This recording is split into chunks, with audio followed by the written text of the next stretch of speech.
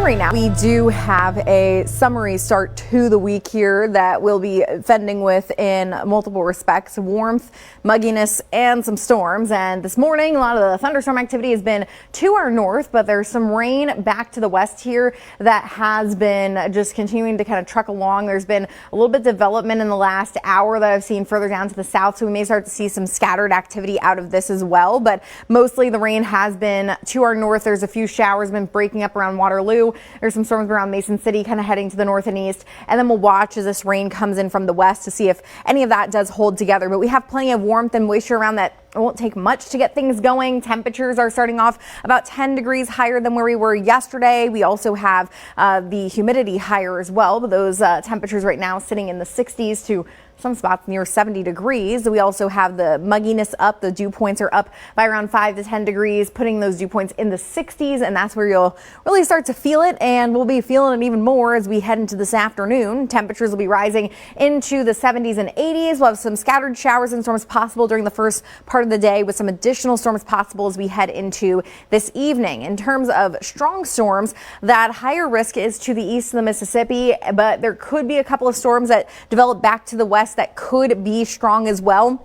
And we will have the possibility of seeing some heavy rain as well with these rounds of storms, with all the moisture that's going to be available. And then on Tuesday, tomorrow, there's going to be a cold front that moves through. Higher chances for strong storms off to our west, but we could still see some gusty winds with those storms as they trek to the east. For this morning, we'll be watching how things evolve to our west, but predictors trying to suggest that some of that turns into more scattered activity through the late morning and early afternoon. And then we are going to have just a mix of sun and clouds. Could be some scattered activity here and there. And then the question kind of is, where do the thunderstorms develop later tonight? And we will see a lot of development to the east of the river, but then there could be some building back to the west as well. And here's another model kind of picking up where things left off, showing a lot more activity a little bit further down to the south, but certainly some signs that we could see some thunderstorms overnight, heavy rainfall possible. There may be some rain that lingers into Tuesday, but then we will have the next round of storms mainly coming through Tuesday night after 8 p.m.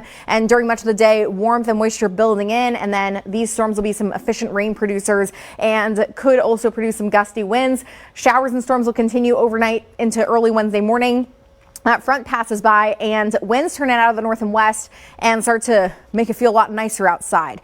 There is a potential, though, that we could see some heavy rain, as I've been mentioning, and there is a slight risk for heavy rain that could lead to some localized flash flooding especially, and that has to do with how high our moisture levels are going to be. With these dew points up in the upper 60s, it's going to be feeling gross, but also indicating there's going to be a lot of moisture in place. And then as we head into Wednesday, that humidity drops and it's going to be feeling a lot nicer as we round out the week. So we do have the summery start, the warmth, the mugginess, the showers and storms, and then we will get into some sunshine and some lower humidity, making it feel pretty nice as we head through the rest of the week and into the weekend.